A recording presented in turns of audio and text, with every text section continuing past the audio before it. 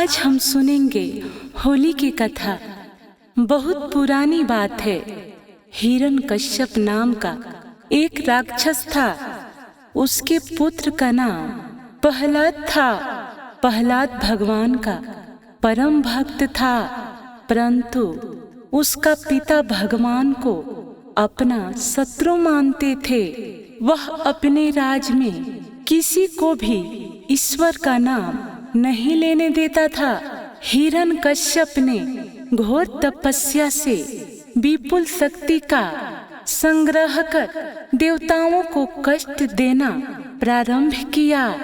इंद्रासन पर भी अपना अधिकार कर लिया। अब आनंद पूर्वक जीवन व्यतीत करने लगा।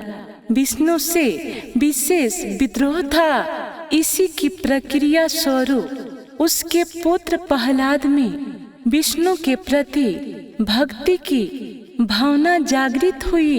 एक बार हिरण्यकश्यप जब अपने पुत्र की शिक्षा के संबंध में जानने के लिए उसके गुरु के पास गया, तब उस अपने पुत्र की शक्ति भावना का ज्ञान हुआ। उसने अपने पुत्र को ईश्वर का नाम लेने से मना किया, परंतु प्रहलाद को ईश्वर भजन से न रोक सका। इस पर क्रोधित होकर उसने प्रहलाद को सर्पों की कोठरी में बंद करवाया, पहाड़ से गिरवाया, हाथी के सामने लड़वाया, परंतु वह उस वक्त कुछ न बिगाड़ पाया। अंत में उसने आदेश दिया कि मेरी बहन होलिका को बुलाओ और उससे कहो कि वह प्रहलाद को अग्नि में लेकर बैठ जाए, जिससे प्रहलाद जलकर मर जाएगा।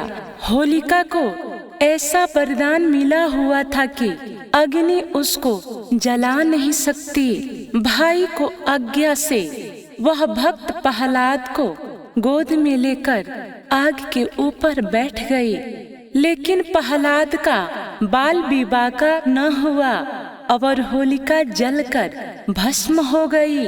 भगवान की कृपा से अग्नि प्रहलाद के लिए बर्फ के समान शीतल हो गई। तभी से होलिका जलाई जाती है।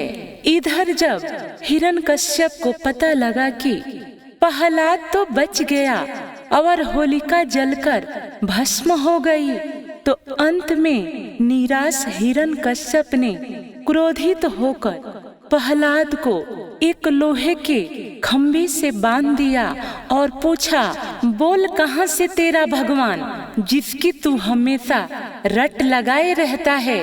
प्रहलाद ने निडर होकर जवाब दिया, सभी जगह तो हैं भगवान। इसके पिता ने कहा, क्या इस खंभे में भी है? यदि है तो अभी तलवार से तुम्हारे 2 टुकड़े करता हूँ, देखूंगा तुम्हें कैसे बचाता है। यह कहकर जैसे ही हिरण्यकश्यप ने प्रहलाद को मारने के लिए तलवार उठाई, तुरंत खंभे की फाड़ निःसिंग रूप से अपने जांघों पर बिठा लिए। हिरण्यकश्यप का नखों से पेट फाड़कर वध कर दिया और प्रहलाद के प्राण को रक्षा की। धन्यवाद।